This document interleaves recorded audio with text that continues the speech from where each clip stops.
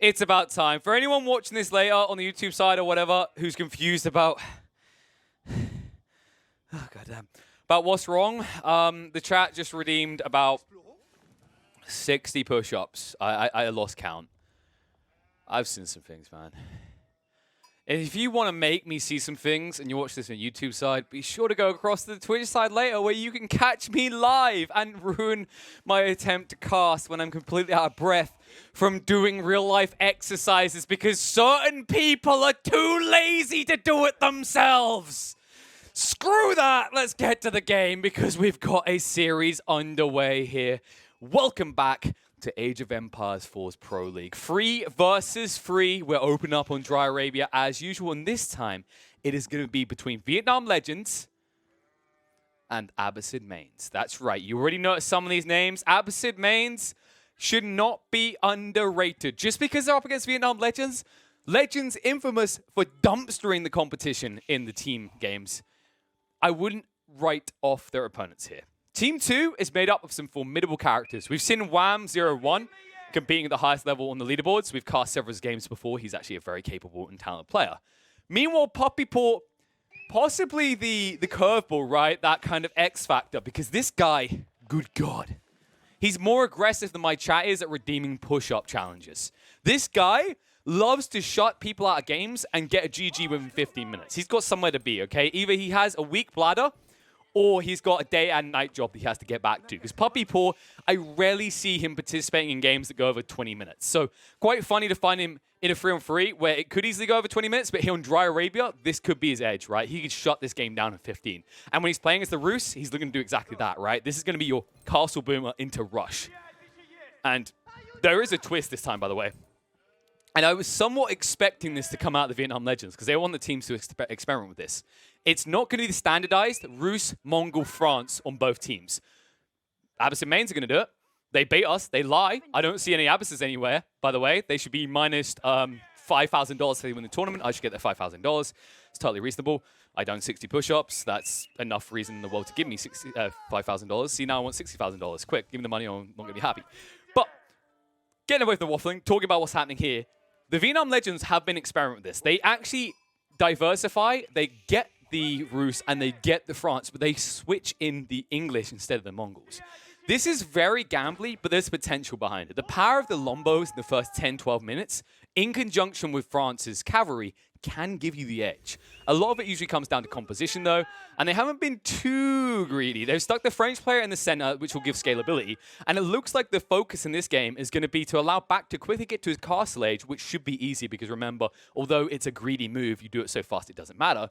And then the French player is going to boom up. And if you can get that difference maker between Normie Knights versus Veteran Knights, well, let's just say EmzeeShady, his whole thing's going to look a bit shady. Mainly like shades coming off corpses or going to corpses to eat them. I don't know exactly how shades work.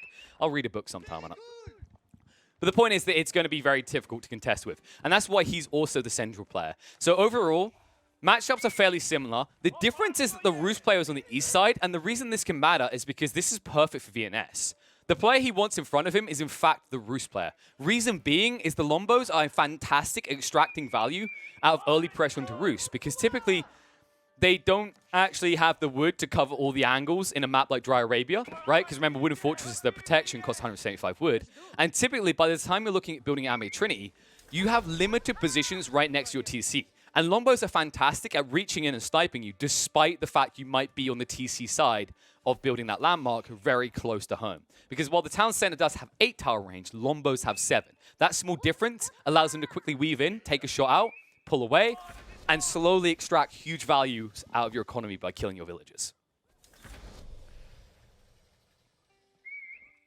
So tech ups are going to begin. No shift from Wham is going to be going to Deerstone. I don't expect to see any deviations here. I would love to see Shady in this central location building the scouts and then picking up the carcasses for his teammates. But he's got a Roos player, so he should be doing that. And the pro scouts being researched, expected to come out. I don't want to see double pro scouts. It's just usually I like the central player to do this to bolster the economy of the outer ones. But because the French players in the center, greed's all going to come to them. So what I'd like to see is the Roos players on the flanks are going to double down on scouts and provide economy for the French player as well as for themselves.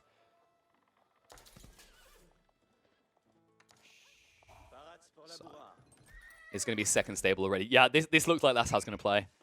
When I see Emzee already building the second stable, it's basically him broadcasting, I'm going to have a hefty economy that I need to pad. So this should easily end up being the Roots player delivering half of the first load of corpses over to his teammate. But Puppy Paw right now going insanely deep to try and get those carcasses. So he's snatching away from right outside the base of ACCM and VNS. VNS doesn't care as much. Unless you deliver food to him, he's not going to actually engage with it. I don't expect him to engage with it anyway. I don't expect him to get drop-offs. One, because Bact is on the west side of the map, furthest away from him. And then two, England has a very easy time doing this with the berry bush line, right? Half berry, half farms. And then quickly padding into it because it only costs 37 wood each to build these. So we should probably talk about win conditions because they do differ with these two sides actually pivoting elsewhere. For the team in the north, and I just realized, hold on a sec, apologies, we didn't have the correct overlay, so let's switch over. Uh-oh. Apologies, my UI does this sometimes. If anyone knows OBS inside out, and it's still showing the wrong values. Sometimes it resets the other ones. Let me update that quickly. I would have done it sooner, but someone tried to kill me with exercise. So forgive me, Father 5 sinned. But the good news is I spelled Abbasid correctly. So that makes up for it. Yes, there's a difference in win conditions for these two teams, right? So England is a little bit higher tempo. They're looking to actually gap close at the halfway to end of feudal point. They want to be close to the base, and the Lombos want to actually be able to set up for a timing where they go into siege engineering and start ramming. Meanwhile, the timing is a little bit later for the Abbasids. Or Abbasid. Damn it, now I see why they've done that. Abbasid Mains in the north. They're looking to actually extend the game by maybe another 4 or possibly 5 minutes. The whole concept behind what they're doing is they're looking for that critical mass point where either Wham's able to afford the Magadai and he joins forces with the Horse Archers to outrange their opponents, or he goes into Lancers and joins up with a second cavalry force coming out from your stack player in the center, which is the French one, right? In comparison to that, VNS won't be ready at that later timing. Like, he needs to actually extract value early on. That's the whole purpose of Englishmen, right? The English longbow are incredibly powerful in the feudal, but you have to set the pace. You are a high-tempo type civ, right? If you're not in control of that early mid-game, then you'll just be ran through, especially when you're up against this many cavalry type civs. So ACCM, no second stable just yet. Emzee is stabilizing. Laughing at my own jokes means I have to get laid. No, he is stabilizing quickly, though. So you can see he's actually already ahead. In fact, if we look at the count, it should be 10 compared to ACCM seeing at 8. And this is going to continue to scale. He needs to sort this quickly. He has got Deers in front of his TC as we predicted, but still no investment in a second stable. Reason being, by the way, is ACCM got slowed down. Look at his wood right now. He dropped double outpost because he was paranoid. I think this is jumping the gun a bit. Admittedly, your right flank player can't help if the Lombos are engaged on the other side of the map. And that's what they are right now. They're engaged. Look at this. Moving in. We said about this, right? The reach in value, but he's too late. The size of the map is too far for VNS to go, and he doesn't prevent Puppy Paw from scaling up into Castle. And he already has trip archery range down, and he's already producing into the Horse Archers. Meanwhile, Knights going to be contested, but look how many arrive. ACCM, he's going to have to bail on him. The palings were dropped by VNS. It bought enough time for that, but he won't be protected against this. Nice play. The value found. EmzeeShady showing you exactly why a secondary stable is the play. The paranoia of ACCM dropping this double outpost to protect the gold line really did get the better of him. I understand it, though. His gold line looks like it might be a slight bit further away than Emzee's, but it's a negligible difference. Emzee's taking the risk here because he wants to set the pace. It's what we talk about, right? That importance. Are you playing to survive or playing to thrive? Do you want to play to win or play to say you were there at the end, right? One person gets to be the hero of the story. The other person gets to be a character in the back. And the problem with ACCM's opening is he's playing a lot like a character in the back. He's an extra on the set. He's not going to be Captain America in this situation. Meanwhile, south side, 2 archery ranges. That's a bit weaker. Bact.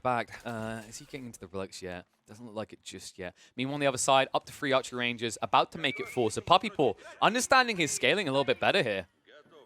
And they are even, right? They should be absolutely even. Well, actually, it should be a slight edge for Bact, if anything. No.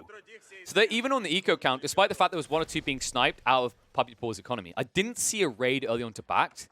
I can't imagine at this level he missed out on 1 or 2 villages, though. That would be insane. Like, that's kind of, like, that's the 101, right? Always be producing villagers until you're at like 110 to 130. Never miss a beat in that regard. But maybe he got raided by 1 or 2 knights. I guess it's a possibility. We weren't able to catch it if it was the case. It would make sense as well. Shady has full dominance over the mid-section of the map. Meanwhile, in the south, VNS, oh wow, look what VNS done. He doesn't need sheep, right? He's switching into farms already, so he provides all of this across the French player. This is interesting, actually. Another layer, right? We talked about the deer carcasses. We expected that, but you can only do that so long. You need to pad your own economy if you're backed. So to try and pad this further and ensure that ACCM scales, they give him extra sheep, but he needs to fix this issue on the stable front. He's dropped a second stable, but at this rate, EmzeeShady will beat him and go for a third one ahead. And remember that Shady still has the number advantage. It's 13 right now. ACCM now but 14, though. And I think those are all knights. So Shady slowed down a little bit here. He wasn't being provided food anymore. I say that, there's new deers here, but there must have been a break in this. There's no way that you should have fallen behind with 2 stables unless you couldn't afford it. And with 13 people working the gold line, you definitely had the gold influx to afford it. You can even see in the numbers. But it seems more the case that Shady's just saving up now. So he'll get the quality. He'll be behind 1 or 2 units, but he will have the vet status over the normie knights.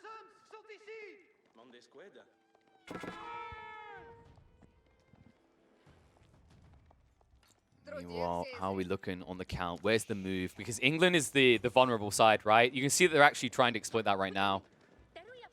Wham and Puppy Paw moving into position. England's town bells are going to ring. Pressure coming their way, and my concern is that they are not ready for this. The longbows were meant to be exuding their pressure, and because he was so delayed moving across the map, Puppy Paw was not slowed down. And now Puppy Paw has just as many horse archers, in fact more than there are longbows on the home field. And VNS, remember, he's in the middle of a transition, a very delicate transition. He sacrificed his sheep. He ran out of the extra runway. Instead, he also went for a secondary town center, so he's playing extremely greedy for a flank player right now. Bact. Where's the army? The army was promised, sir. My lord, please. He doesn't have an army. The only person really fielding an army right now is ACCM. ACCM, who's meant to be the greedy player, is now having to run interception and recovery for 2 players because Bact still hasn't scaled yet. He's still trying to build up the horse archer army. And now VNS is miles away from being comfortable in this game. He needs to boom up into castle and look for a recovery point into some standardized knights as front lines. My concern is he's surrounded right now. He's getting blocked out. They're keeping eyeballs on all of this, and they're making sure that no reinforcements can easily sliver in to back up VNS in his own base. Wow, I'm continuing to run that interception. Already being teched up, having those lances that are going to look to ride deep and straight through the English fields. And there's not enough room here to garrison all these. This is the risk. When you go for a secondary TC, you do leave yourself vulnerable because although you build up your villager force quicker, you actually quickly reach that threshold where you're going to lose surplus economy because there's nowhere for them to hide. And the Lancers are in. And wrap around from the other side as well. Puppy Paw stabbing in the back to get rid of the longbowman. And now he's stuck between that rock and a hard place. ACCM out of position, too late to move across. The damage has already been done here. So many villagers dying. Even if you get him out of this pickle, he is going to be cooked in a matter of minutes. I don't know what you do with pickles. I've never used one. I've never eaten one. I prefer you cook them than other things you can do with them, but whatever is happening with it, it's looking like it's getting burnt quick. VNS now sitting at 39 in the eco. Puppy Paw on 1 TC in comparison up at 42. This scaling is failing. And meanwhile on the west side, Sacred Site's now being capped. Bact in a hard situation, right? He could easily be exposed soon by a Rap and Mongol force, especially if they get some Yam in effect via outposts, but they're not even looking at that. They want to draw his attention over. Bact now far away from base, and they're going to try to bait him in a little bit. The wraparound from Lancers could cause a lot of damage, and now here comes the army from Puppy Paw. And Bact in a little bit of trouble as he backs away. And there's not really anywhere safe you can run. With this many horse archers, even the knights don't last long. They're only a tier 2 knight. Lancers will hold in the front. Very tanky, remember. Will start to die, but now the reinforcements arrive from Wham. Wham, trying to move in, doesn't have the arrow for about another 15 seconds, then he can move deeper, which is why he lets Puppy Paw take over. Puppy Paw, under the fire of the TC, taking a lot of fire. Remember, England, they fired double the amount of arrows out of their garrison buildings. Be backed up for a moment, and once again has Bact up against the ropes. Lancers trying to chase out. Knights, they're on their own now. ACCM, no! ACCM, this is too far. A bridge too far, unless he turns around, he's going to lose several of these knights retreating away. He's just trying to buy space for this. The white tower to drop, but EmzeeShady!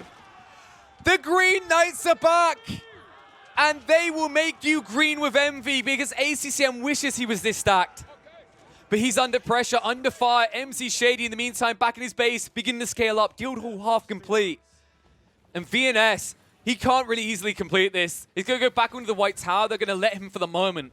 They could even double down on this and try to strike him once more, but instead they turn. They see the Knights are out of position. They look towards ACCM and Bact's base.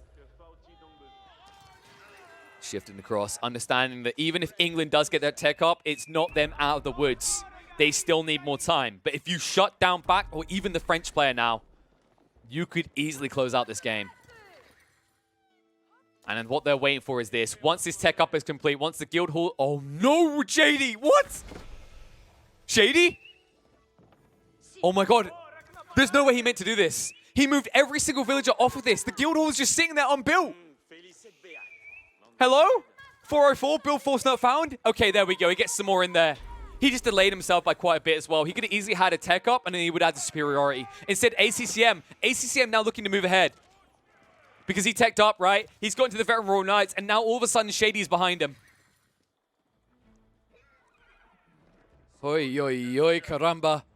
And now more recovery points. VNS being able to actually tech up, get the vet longbowman into the field. Remember also this white tower, not only great as a defensive structure, it's a free siege workshop, so if they cluster too hard, you can punish them. It also gives you access to a few knights. If you want, you basically have the flexi. That's the power of England, right? When you drop these keeps, it's not just a network of castles, it's the fact it's a free military production building.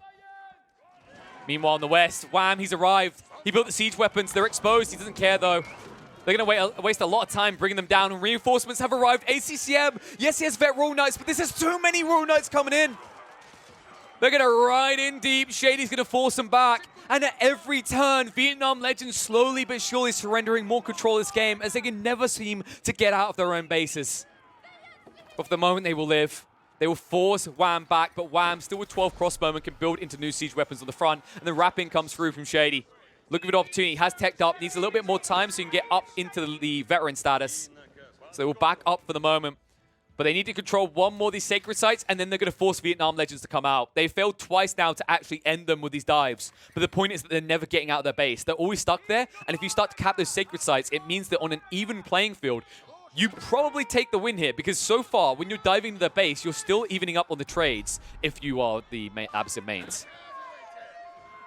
Knights getting engaged.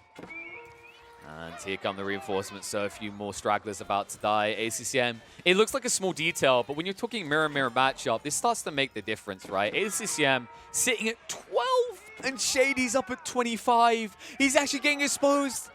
The Horse Archers moved in, and with the Saint's Blessing as well.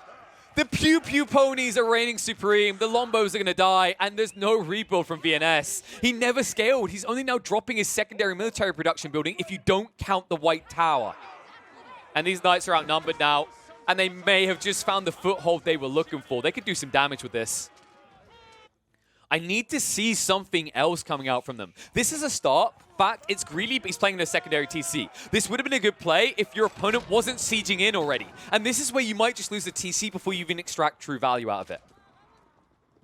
Two Mangonels as well. Remember, Mangonels actually siege through buildings fairly fast, especially when you're talking about 2,400 HP town centers. It is very scary how quickly you lose buildings to this unit, considering it does about 100 damage per rocket.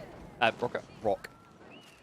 They hit like rockets, let's put it like that. As you can see, the house is burning down quickly. This has a knock-on effect, by the way. Bact, he's going to be capped at this rate if they get through a lot of these houses. And it means when he has to try and replenish the army, he's not going to keep himself at pop cap. So he's going to fall behind Poppy Pool. It's a cool idea as well. People don't do this enough, but taking out houses are cheap and fast. And you're the Mongols, right? You get additional value, baby. Burn it all. Meanwhile, Bact having to move out to deal with Poppy Paw. Poppy Paw splits his forces going deeper. And look at this. ACCM, he's capped on the food. He has to sacrifice villagers to gather whatever he can. So he draws them out early. A few more get sniped, but they will recover here.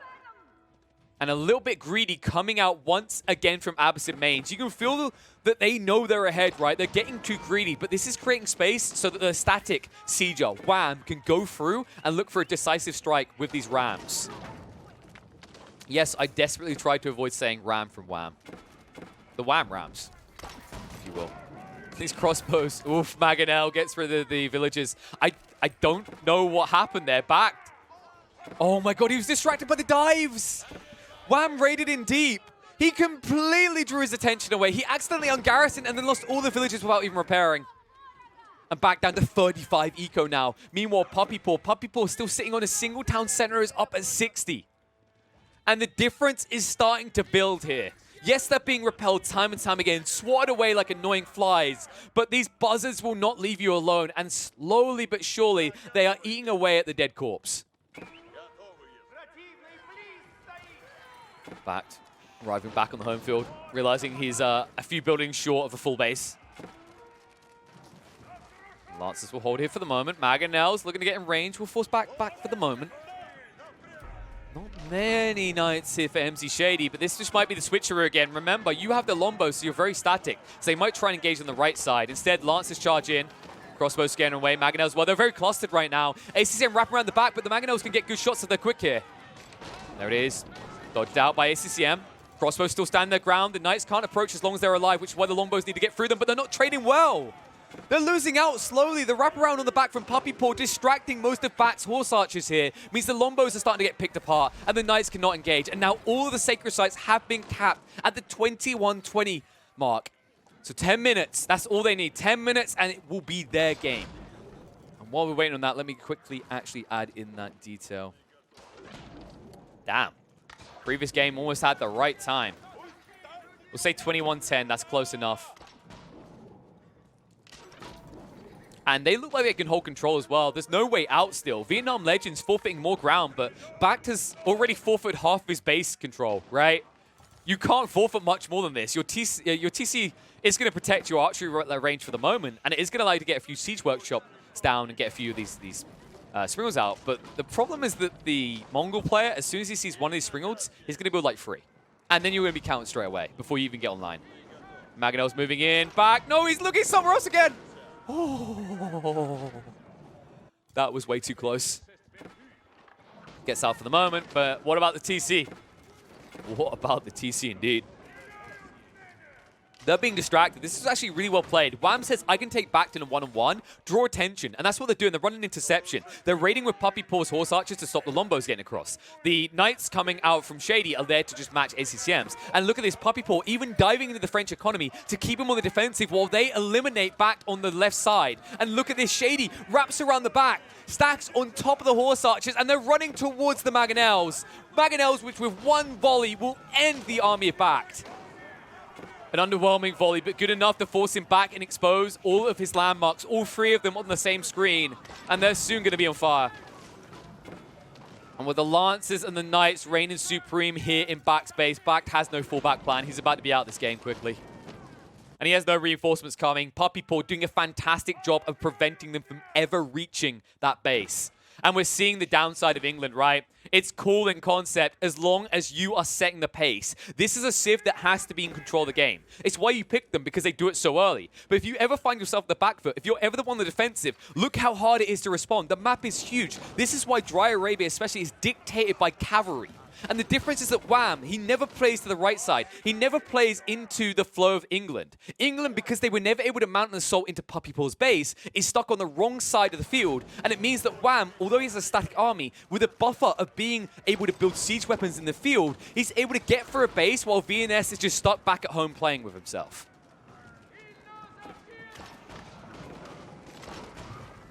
Bact. Almost gone from this game, and after that, it will not take long for the rest to tap out. I mean, VNS, I just don't see where the scalability was in this plan. You had to be doubling down. You needed that push in. Not able to do so has hurt them so damn much here. I mean, when you're sitting here and you're trying to build even more TCs in this situation when Bact's dying, I don't know if you're thinking of taking this 2 versus 3, my friend, but when they've got standing armies like that, it's not going to be the case, and here's the problem. Lombo's in. Too late, though. 4 Mangonels will end any attempt to try and counter this, and it looks like Bact is about to be taken out, as the Abbey of Trinity is not long for this world. Well, this is only game 1, folks, but game 1 looking like it is going to be under the control of the Abbasid Mains, and an important lesson being learned here. Very nice from Bact to at least trade over the remaining of his resources before he dies. But I think the lesson to take away here is if you want to play this more static style, if you want to play a bit more condensed, either play it fast or, as I said, play it condensed, play it on these maps like Hill and Dale. Play something that you can actually utilize the the fact that you're slower to your advantage so you don't get exploited like this. Because in an open field, if you are not ahead in this early game, this is how it's going to end. England is most definitely powerful, but at what stage did we ever see a ram get placed down? When did we see a forward outpost? When did we see the backup coming out from ACCM? I felt like ACCM, he tried to ride, but Shady's so on point with this 2 stable drop right at the beginning, right? He gets his score cavalry, instantly drops a stable, doubles up over what ACCM can have, and that's the difference maker. It's amazing how such a small detail can break the entire early mid-game plan of Vietnam Legends here, but it does, and it makes the difference. And with this ride in, this last Ura of 1,000,001 horse archers showing up, instantly ACCM says, nope, I'm out of this game. GG taps out. Game 1 here on Dry Arabia will be under the control of the Abbasid Mains. Although no Abbasids to be seen anywhere.